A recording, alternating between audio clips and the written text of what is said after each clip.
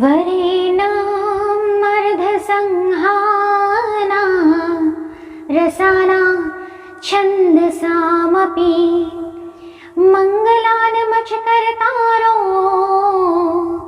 वन्दे वाणी विनायको नमः ब्रह्मण्य देवाय गोब्रह्मण्य हिताय च जगद्धिताय कृष्णाय गोविन्दाय नमो नमः। छविललितकमलकोटिसं नवनीलाम्बरधारिणी शशिवदनकञ्चविलोचने शरचन्द्रिका मृदुहासिनी आनन्दधन गोविन्दमन् मंदिर अनन्य निवासिनी घनश्याम घनहित चातके घनश्याम घनहित मोरनी। जय जय श्री राधे, जय जय श्री राधे, जय जय श्री राधे। রাধে রাধে, হরে কৃষ্ণ সবাইকে। আশা করি ভালো আছো সবাই। আজকে একটা নতুন টপিকে নতুন বিষয় নিয়ে আলোচনা করব তোমাদের সাথে। লাস্ট আমি তোমাদেরকে প্রায় দুটো তিনটে কৃষ্ণ ঠাকুরের টপিক নিয়ে ভিডিও দিয়েছি, সেখানে অনেক কিছু কিছু জিনিস ক্লিয়ার করেছি। তো আজকে একটা স্পেসিফিক্যালি একটা পার্টিকুলার বিষয় নিয়ে আলোচনা করব। আমি জানি না তোমাদের কতটা ভালো লাগছে। এমন নয় যে আমি প্রচুর জ্ঞানী, আমি প্রচুর জেনে গেছি, সেটা নয়। তবে নিজের যৎসামান্য যেটুকু জ্ঞান আছে, যেভাবে নিজে মানে আমি নিজে ভগবানকে দেখেছি, মানে দেখি, নিজে ভগবানের সাথে একাত্ম হওয়ার চেষ্টা করি, সেটাই তোমাদের সামনে তুলে ধরার চেষ্টা করি প্রত্যেকটা ভিডিওতে। নিজের ভ্লগ যেগুলো দিই সেটা তো সম্পূর্ণ কমপ্লিটলি আমার ডেইলি লাইফকে বেস্ট করে, বাট আমি আগামী দিনে চেষ্টা করব সম্পূর্ণ একটা আলাদা চ্যানেলে তোমাদের সাথে, আমার মেয়র মেরি মাধব বলে একটা চ্যানেল রয়েছে, যেখানে আমি মানে তোমাদেরকে ভিডিও দিয়েছি, মানে ভিডিওগুলো দিচ্ছি কৃষ্ণ ঠাকুরের বেস্ট করে। কিন্তু ওই চ্যানেলটা অতটা পরিচিতি সত্যি কথা বলতে হয়নি। এই চ্যানেলটা যত মানুষ জানে, সেই জন্য এই চ্যানেলেও আমি কিছু না কিছু ভিডিও পোস্ট করছি তোমাদের কৃষ্ণ ঠাকুরকে নিয়ে। তো সবাই কমেন্ট সেকশনটা ইউজ করবে, কারোর কিছু প্রশ্ন থাকলে, কিছু জিজ্ঞাসা থাকলে সেগুলো জিজ্ঞেস করতে পারো। আমি চেষ্টা করব তোমাদের সেই জিজ্ঞাসাগুলো ক্লিয়ার করার। তো আমি এই ভিডিওগুলোতে বেশিরভাগ মানুষকে তুমি করেই কথা বলছি, কারণ হতে পারে আমার থেকে বয়সে ছোট, হতে পারে আমার সমবয়সী, হতে পারে আমার থেকে বয়োজ্যেষ্ঠ অনেক মানুষ হয়তো এই ভিডিও দেখছে। তো দেখো, তুমিটাতে যতটা কমফোর্টেবল হওয়া যায়, আমি মনে করি তুমিতে মানুষের সাথে কানেক্ট বেশি করা যায়। সেই জন্যই তুমি করে বলছি। আপনি করে বলতে গেলে আমি একটু মাঝে মাঝে তুতলে যাই, নিজে সবাইকে আপনি করে বলতে পারি না বলেই ভিডিওতেও বলি না। চেষ্টা করি তুমি করে, মানে আপনিটা বলতে চেয়েও হয় না।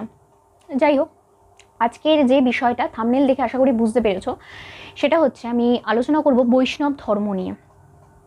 প্রত্যেকটা মানুষের মনে বৈষ্ণব ধর্ম নিয়ে অনেক জিজ্ঞাসা থাকে, অনেক প্রশ্ন থাকে যে বৈষ্ণব ধর্ম কি, বৈষ্ণব ধর্ম কিভাবে নেওয়া যায়, হিন্দু ধর্মের থেকে ভিন্ন ধর্ম কি, সেটার মধ্যে আলাদা কি কিছু রয়েছে, কি খাওয়া যায়, আমিষ খাওয়া যায় না নিরামিষ খাওয়া যায়, কিভাবে চলা যায়, কি চলতে হয়, এইসব নিয়ে প্রচুর প্রশ্ন থাকে। আমি চেষ্টা করব যতটুকু আমি জানি, যতটুকু আমার জ্ঞানের মধ্যে রয়েছে, সেইটুকুই তোমাদের সাথে শেয়ার করার।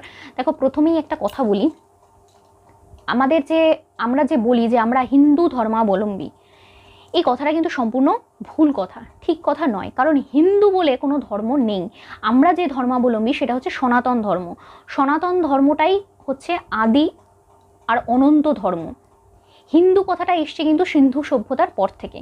সেখান থেকেই কিন্তু এই হিন্দু ওয়ার্ডটা, যে প্রচলনটা ঘটেছে হিন্দু ধর্ম, সেটা এসেছে। হিন্দু বলে কিন্তু আমাদের ধর্ম নয়, আমাদেরটা সনাতন ধর্ম। যদি গুগল সার্চ করো বা দেখো, শাস্ত্রে কিন্তু কোথাও হিন্দু ধর্ম উল্লেখ নেই, সব জায়গায় সনাতন ধর্ম উল্লেখ রয়েছে। তো সনাতন ধর্মের কথার অর্থ হচ্ছে ইটার্নিটি, যেটার কোনো শুরু নেই, যেটার কোনো শেষ নেই। সব থেকে আদি ধর্ম, সব থেকে পুরনো ধর্ম যদি বলা হয় তাহলে সেটা সনাতন ধর্ম, সব থেকে পুরনো ধর্ম।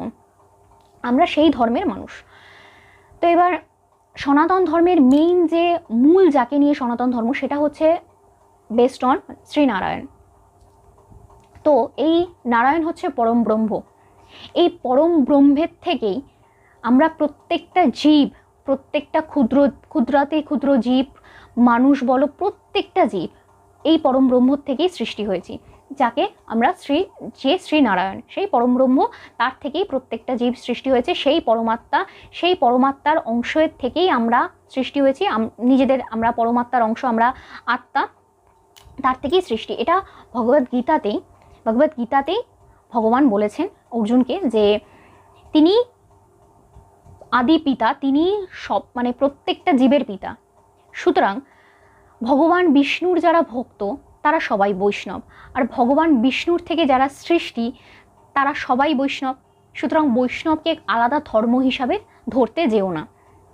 সনাতন ধর্মের মধ্যে এখন আমাদের কলিযুগের রিসেন্টলি বৈষ্ণব ধর্ম আলাদা, যারা বিষ্ণুর ভক্ত তারা মানে বৈষ্ণব ধর্ম, যারা শিবের ভক্ত তারা নিজেদের শৈব বলে, যারা শক্তির উপাসক তাদের শক্তিজম বলা হয়, শিবের উপাসকদের শৈব বলা হয়। সুতরাং এগুলো এখন সৃষ্টি হয়েছে, এগুলো কিন্তু আগে বা পূর্বে ছিল না, ঠিক আছে? এগুলো এখন সৃষ্টি হয়েছে।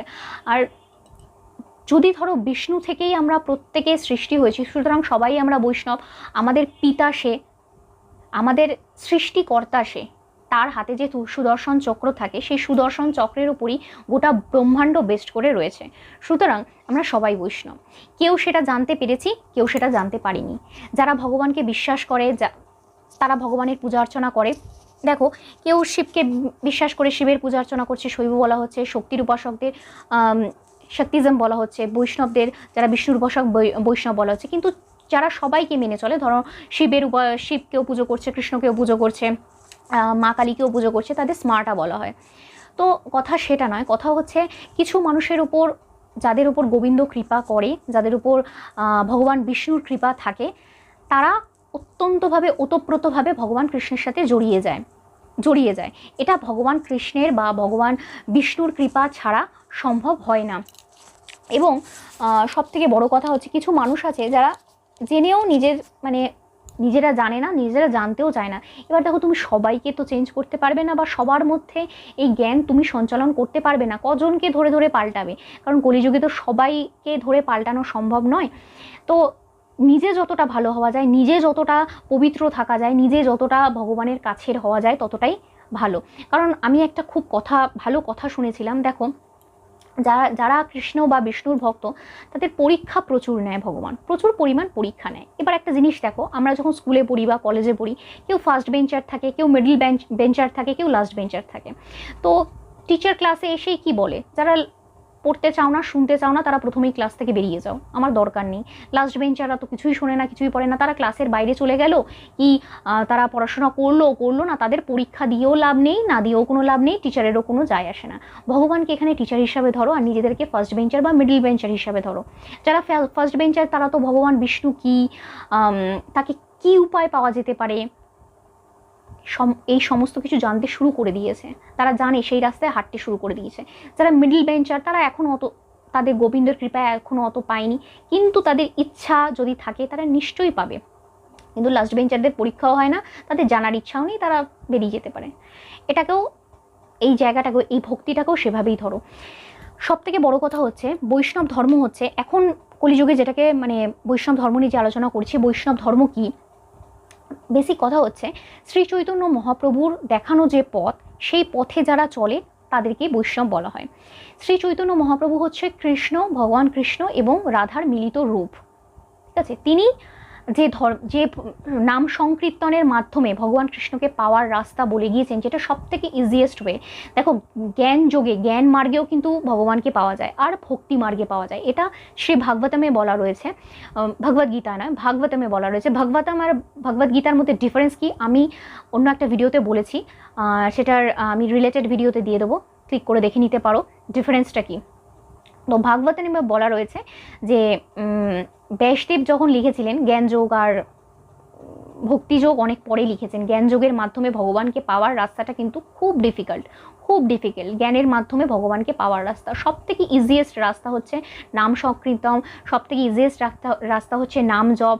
শুধুমাত্র ভক্তি আর ভালোবাসার মাধ্যমে ভগবানকে পাওয়া, যেটা শ্রী চৈতন্য মহাপ্রভু এই কলিযুগের জীবের জন্য বৈষ্ণবদের জন্য, যারা ভগবান বিষ্ণুর উপাসনা করতে চাইছেন তাদের জন্য বলে গেছেন, এবং সেটাই অ্যাকচুয়ালি বৈষ্ণব ধর্ম।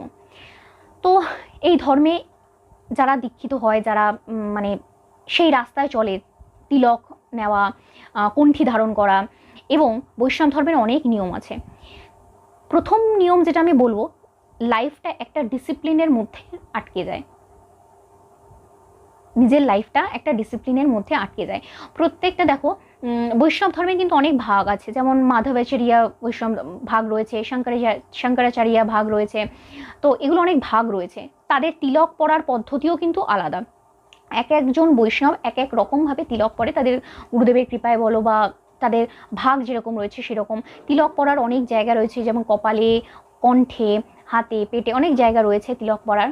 সুতরাং এই ভাগগুলো তো রয়েছে বৈষ্ণব ধর্মের মধ্যে। এরপর চলে আসি যে তোমরা বৈষ্ণব ধর্মের মানুষ, দেখো ইস্কন থেকে বৈষ্ণব ধর্মের তো দীক্ষা নেওয়া যায়। শ্রীলাদ প্রভুপাদজি তিনি ইস্কনের প্রতিষ্ঠাতা, এবং তিনি এই শ্রী চৈতন্য মহাপ্রভুর যে নাম সংকীর্তনের যে রাস্তা, কৃষ্ণ কনসিয়াসনেসকে সারা ওয়ার্ল্ডের মধ্যে, সারা বিশ্বের মধ্যে তিনি প্রচার করেছেন। সেইখান থেকেই এই বৈষ্ণব ধর্মের এত মানে নাম প্রচার হয়েছে, নাম ডাক হয়েছে। প্রত্যেকটা মানুষ যারা চায় যে শ্রীকৃষ্ণের, সব থেকে বড় কথা, নিজের তো একটা তোমার নিজের চাহিদা রয়েছে যে হ্যাঁ আমি বৈষ্ণব ধর্ম গ্রহণ করব, আমি সেই পথে চলবো, আমি ভগবান শ্রীকৃষ্ণের কৃপায় নিজেকে অর্পণ করতে চাই, আমি নিজের দাস হতে চাই তার চরণের। কিন্তু তার সবার আগে দরকার ভগবানের কৃপা তোমার উপরে। দেখো, ভগবানের কৃপা ছাড়া প্রথম আমি একটা এখানে হিন্সই রাখি যে তোমার উপরে গোবিন্দের কৃপা হয়েছে সেটা তোমরা বুঝবে কি করে। আমি নিজের এক্সপিরিয়েন্সই যেটা বলতে পারি, শুরুতে কৃপা হয়েছে এটা বোঝার একমাত্র রাস্তা হচ্ছে, দেখবে তোমার শ্রবণ দিয়ে শুরু হয়, ঠিক আছে, কানে শোনা থেকে শ্রবণ দিয়ে সবার আগে শুরু হয়। তোমার দেখবে সৎসঙ্গ করতে খুব ভালো লাগছে, তোমার কথা, যেটা হিন্দিতে বলা হয় কথা, বাংলায় বলা হয় কথা, পশ্চিমবাংলায় বলা হয় ভাগবত কথা, আর হিন্দিতে বলে ভাগবতম কথা। তো সেগুলো শুনতে খুব ভালো হয়, কথাবাচিকাদের বা কথাবাচকদের কথা শুনতে খুব ভালো লাগে, সৎসঙ্গের জন্য খুব ভালো লাগে, নাম সংকীর্তন খুব ভালো লাগে, শ্রীকৃষ্ণের যে কোনো কথা শুনতে ভালো লাগে। সেই সময়তেই তোমার হাতে কেউ একজন গীতা তুলে দিল, ভগবদ গীতা তুলে দিল, গিফট পাওয়া, গীতা গিফট পাওয়া কিন্তু খুব ভালো জিনিস, যেটা আমি নিজের সাথে উপলব্ধি করেছি। আমি কিন্তু নিজে ভগবদ গীতা কিনিনি, আমাকেও ভগবদ গীতা গিফট করেছিলেন কেউ একজন বলবো না, যিনি এখন আমার হাজবেন্ড, তিনি সবার আগে গীতা গিফট করেছিলেন আমার কাছে গীতা ছিল না, ছোট গীতা ছিল, এবং যেটা ছিল আমি সেটা পড়তাম না। কিন্তু তারপর ধীরে ধীরে এই প্রচুর আমি ভাগবতম কথা প্রচুর শুনেছি, প্রচুর, ঠিক আছে। দেখো, ভাগবতম কথা হঠাৎ করে কেনাটা খুব ডিফিকাল্ট ব্যাপার, কারণ প্রচুর টাকা পড়ে যায়, হঠাৎ করে এফোর্ড করাটা সবার দ্বারা সম্ভব হয় না। কিন্তু ভগবদ গীতার কিন্তু দাম মোটামুটি সবাই এফোর্ড করতে পারে, কিন্তু ভাগবতম সবাই এফোর্ড প্রায় 8,000-9,000 টাকার কাছাকাছি দাম পড়ে যায়। সুতরাং সেই ক্ষেত্রে তুমি এই ভাগবতম কথা শুনতে পারো। কৃষ্ণ ঠাকুরের প্রচুর জিনিস, মহাভারত পড়া, ইনফ্যাক্ট আমি নিজে দেখেছি, আমার নিজের সাথে ঘটেছে। আমি স্কুলে যখন যেতাম, তো স্কুলের যে লাইব্রেরি ছিল, সেই লাইব্রেরি থেকে প্রচুর মহাভারতের যে টুকরো টুকরো অংশ, এই বইগুলো থাকতো, শ্রীকৃষ্ণের চরিত্র, কর্ণের চরিত্র, অর্জুনের চরিত্র, এগুলো প্রচুর পড়তাম সেই সময়তে। সেই থেকেই একটু একটু করে কৃষ্ণের প্রতি প্রেম জন্মানো। যাই হোক, এগুলো হচ্ছে, এই শুরুটা হচ্ছে এইভাবেই হয়। যাদের উপর এই কৃপাগুলো হচ্ছে তারা বুঝে নাও যে ভগবানও কোথাও না কোথাও চাইছেন যে তুমিও শ্রীকৃষ্ণের ভক্তিতে নিজেকে লীন করো। এরপর ভগবদ্গীতা হাতে পাওয়া, ভগবদ্গীতা পড়তে শুরু করা, তারপর আস্তে আস্তে ধীরে ধীরে গোপাল নিয়ে আসা। যেমন আমার বিয়ের 2 দিন পরেই আমি গোপালকে আমার বাড়িতে নিয়ে এসেছি। এটা আমার বহুদিনের ইচ্ছা ছিল যে আমি আমার বিয়ের পর প্রথম কাজ যেটা হবে, যেটা আমি করব, সেটা হচ্ছে আমার গোপুকে আমি নিয়ে আসবো। সেটা আমি করেছি। সুতরাং এগুলো ধীরে ধীরে হয়। তো আর নাম জপ করা, যে নাম জপ নিয়েও কিন্তু আমি একটা ভিডিও দিয়েছি, সেটাও চ্যানেলে চেক করে নিতে পারো, আছে। তো বিষয় হচ্ছে এটাই, এরকম ধীরে ধীরে করতে করতে তারপর তুমি বৈষ্ণব ধর্মে নিজেকে লীন করতে পারো। একদিনে এগুলো হয় না, ভগবান কৃপা থাকলেই হয়। তো বৈষ্ণব ধর্ম কি সেটা আমি বলে দিলাম। 2 নম্বর কথা হচ্ছে, বৈষ্ণব ধর্মে কি আমিষ খাওয়া যায়? বৈষ্ণব ধর্মে কোনো সময় আমিষ খাওয়া যায় না। বৈষ্ণব যারা হয়, শুদ্ধ বৈষ্ণব যারা, তারা কখনোই আমিষ খাবেন না। ভগবান নিজে ভগবদ গীতায় নিজে বলে গেছেন যে তিনি ফল, ফুল, জল এবং পাতা গ্রহণ করেন। এবার তুমি বলতে পারো যে কোন ফল খাবো, কি পাতা খাবো, সেটা একটা বিশাল প্রশ্ন। দেখো, এই যে পটল, আলু, এগুলো যে রয়েছে এগুলো তো কোনো গাছের ফলই, আমরা সবজি হিসাবে ধরি কিন্তু এগুলো তো ফল। তারপর ধরো এই যে কুমড়ো শাক, তারপর লাউ শাক, এগুলো গাছের পাতাই, আমরা শাক হিসাবে বলছি, সবজি হিসাবে বিক্রি হচ্ছে সেটা আলাদা কথা, কিন্তু এগুলো তো পাতাই। এই পিওর যে ভেজিটেবলস সেগুলোকে গ্রহণ করা যায়। কিন্তু কিছু কিছু জিনিস আছে, যেমন পেঁয়াজ রসুন তো একেবারে ছেড়ে দাও, সেটা তো একদম বারণ। মাছ মাংস ডিম পেঁয়াজ রসুন একদম বারণ, এগুলো একদম লিস্টের বাইরে। কিন্তু এছাড়াও কিছু কিছু জিনিস রয়েছে যেগুলো কিন্তু খাওয়া যায় না। বৈষ্ণব, শুদ্ধ বৈষ্ণব যারা হবে তারা খাবে না, যেমন মুসুর ডাল, যেমন তোমার লাল শাক, এগুলো ভগবানকে ভোগে দেওয়া যায় না। কলমি শাক, এগুলো ভগবানকে ভোগে দেওয়া যায় না, সুতরাং এগুলো কিন্তু খায় না। তো এই হচ্ছে ফুল ফল জল পাতা, এই 4টে জিনিসই উনি গ্রহণ করেন। এই রকমভাবে শুদ্ধ বৈষ্ণবরা নিজেদের জীবন অতিবাহিত করে। এরপর আশা করি এটার মাধ্যমে বুঝতেই পারলে যে আমিষ খাওয়া একেবারে যায় না, আমিষ খাওয়া অসম্ভব ব্যাপার। বৈষ্ণব ধর্ম যারা গ্রহণ করেছে তারা আমিষ খেতে পারে না। যারা ধরো, যেমন আমিও, আমার প্রচণ্ড প্রচণ্ড ইচ্ছা রয়েছে নিজে সম্পূর্ণভাবে একজন শুদ্ধ বৈষ্ণব হিসাবে নিজেকে দেখা। সেটা আমার কাছে একটা পরম প্রাপ্তি হবে যদি আমি নিজে ইস্কন থেকে নিজে দীক্ষিত হয়ে বৈষ্ণব ধর্ম নিজে নিতে পারি। পরম প্রাপ্তি হবে। আমি জানি না আমার গোবিন্দের কবে কৃপা হবে আমার উপরে, সে কাজটা আমি করতে পারবো। গোবিন্দের কৃপা ছাড়া এটা হয় না, কিন্তু আমি চাই মনে প্রাণে সেটা। তো যাই হোক, এই হচ্ছে বৈষ্ণব ধর্ম। বৈষ্ণব ধর্মে কি খাওয়া যায় কি খাওয়া যায় না সেটা তোমাদেরকে বললাম। এছাড়াও প্রচুর জিনিস রয়েছে, যেমন ধরো সবার প্রথমে বলি, বৈষ্ণব ধর্মে যখন কণ্ঠী তুমি ধারণ করবে, তুমি মিথ্যে কথা বলতে পারবে না। কোনো রকম কণ্ঠী ধারণ করে মিথ্যে কথা বলা যায় না। ইনফ্যাক্ট কণ্ঠী ধারণ করে তুমি, যারা শুদ্ধ বৈষ্ণব হয় তারা কিন্তু কখনো কোনো সময় আমিষও স্পর্শ পর্যন্ত করে না, কারণ আমিষ স্পর্শ করলে তুলসী দোষ লাগে, স্পর্শ করতে পারে না। তারপরে ধরো লাইফটা তো একটা ডিসিপ্লিনে ঢুকে যায়।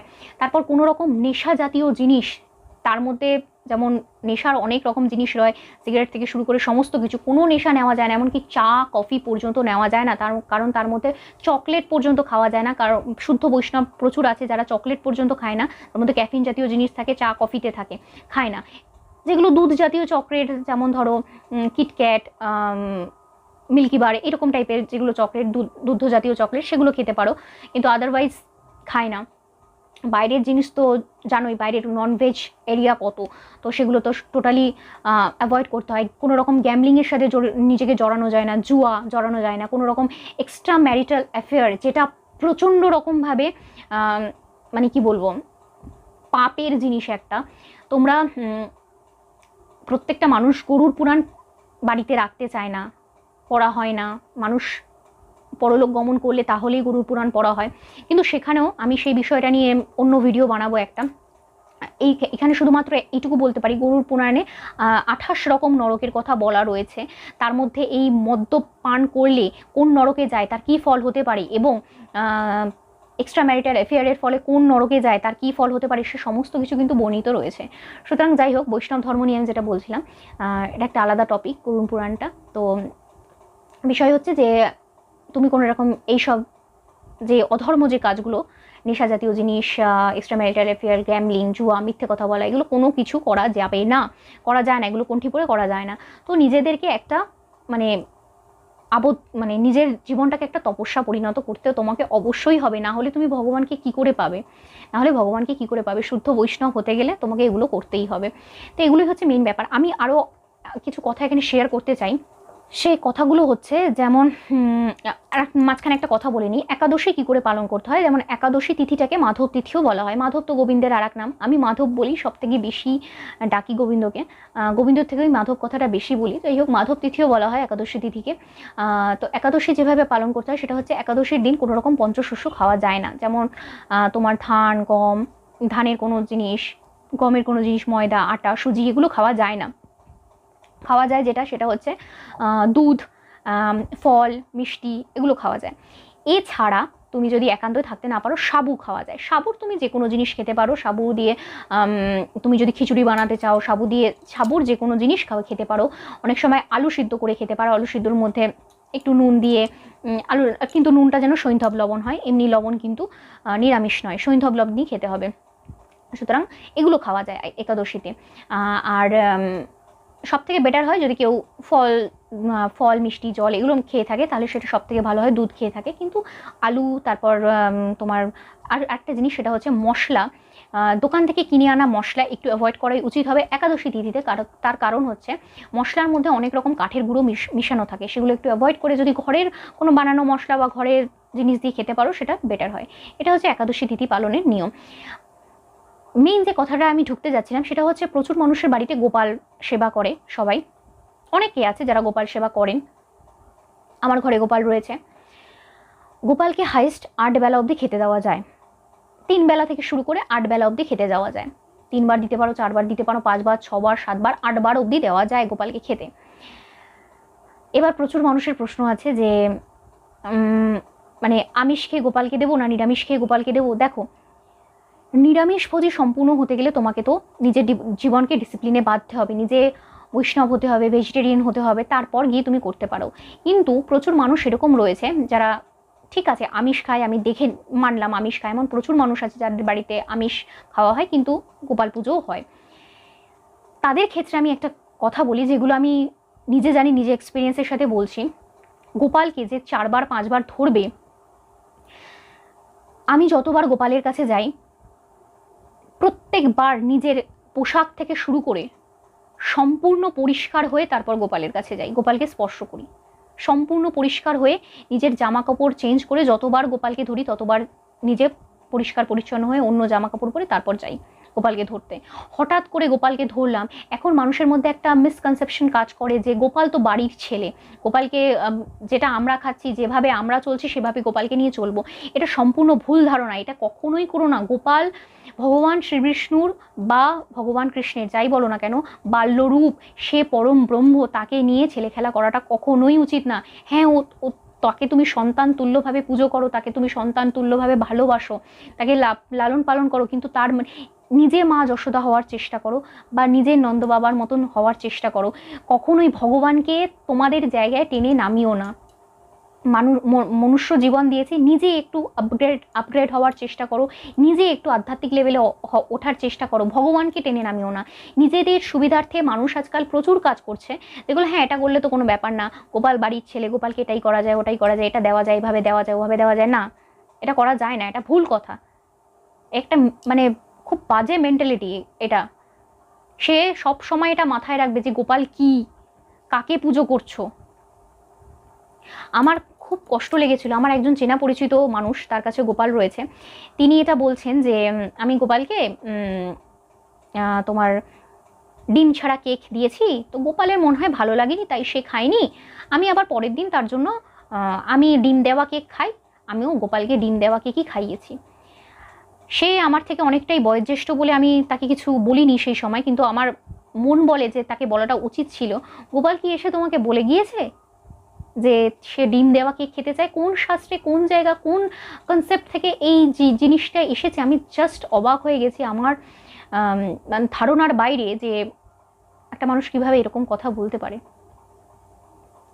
আমি জানি না।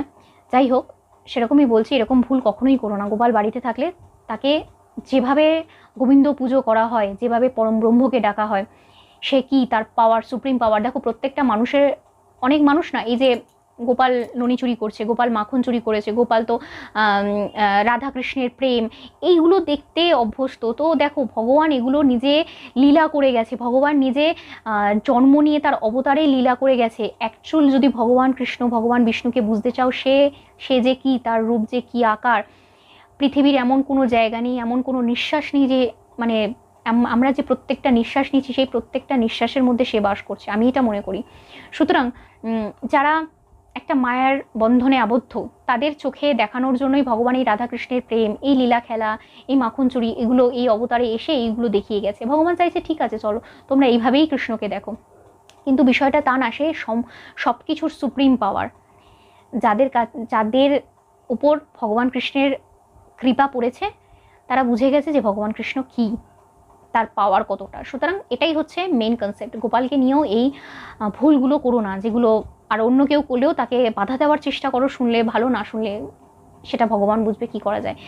যাই হোক, তো আশা করি বোঝাতে পারলাম বৈষ্ণব ধর্ম কী খাওয়া যায় কী খাওয়া যায় না, কোথা থেকে তুমি বৈষ্ণব ধর্মের দীক্ষা নেবে, সমস্ত কিছু আশা করি বোঝাতে পারলাম। আরও যদি আরেকটা কথা বলে রাখি, সেটা হচ্ছে ভাগবতমের জন্য তো আমি যে বললাম 8,000-9,000 টাকা দাম, তোমরা কিনতে তো হয়তো পারবে না, কিন্তু একটা বইয়ের কথা বলে দিচ্ছি, সেটা হচ্ছে লীলা পুরুষোত্তম শ্রীকৃষ্ণ। সেই বইতে ভাগবতমের কথা রয়েছে, শ্রীকৃষ্ণের বাল্যকাল, শ্রীকৃষ্ণের যা যা সে করেছে, সেই লীলা অনেক কিছু রয়েছে, সেটা পড়তে পারো, ভাগবতমের কিছুটা হলেও বুঝতে পারবে। আর ভগবদ গীতার কথা তো আমি সবসময় বলি পড়ার জন্য, সেটা না পড়লে নিজের জীবন কি, কৃষ্ণ কি, তুমি কে, পরমাত্মা কে, সেটা বুঝতে পারবে না। তো আশা করি কিছুটা হলেও ক্লিয়ার করতে পারলাম। ভিডিও ভালো লাগলে লাইক, শেয়ার, কমেন্ট করো, টু সাবস্ক্রাইব। আর দেখা হচ্ছে নতুন একটা ব্লগে বা ভিডিওতে। আরও কোনো প্রশ্ন থাকলে, আরও এই ধরনের কীরকম ভিডিও চাইছো, সেগুলো আমাকে জানাতে পারো। রাধে রাধে, হরে কৃষ্ণ, ভালো থাকো সবাই।